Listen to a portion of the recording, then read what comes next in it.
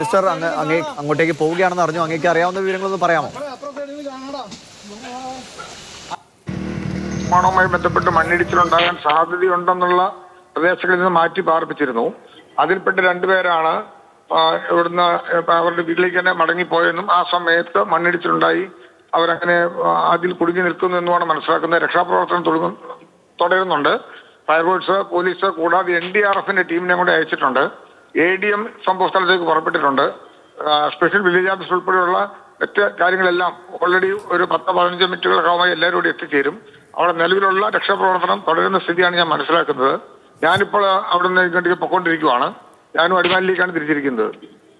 നമുക്ക് കിട്ടുന്നവരെ അവരുമായി സംസാരിച്ചു. ഫയർഫോഴ്സിന്റെ ആളുകളൊക്കെ താഴേക്ക് ഇറങ്ങിയെന്നാണ്. ഒരു 15 മിനിറ്റിനകം തന്നെ ഒരു ശുഭ വാർത്ത കിട്ടുമെന്ന് കരുതുന്നു മിനിസ്റ്റർ. അതെ. അവരുടെ കോൺടാക്ട് അതിലാക്കാൻ പറ്റുമെന്ന് തന്നെയാണ് ഞാൻ മനസ്സിലാക്കുന്നത്. ഏതായാലും സംഭവ സ്ഥലത്തേക്ക് പുറപ്പെടുവാണ്. ഞാനും യാത്ര ചെയ്യുന്നു. അങ്ങയുടെ യാത്ര തുടരട്ടെ.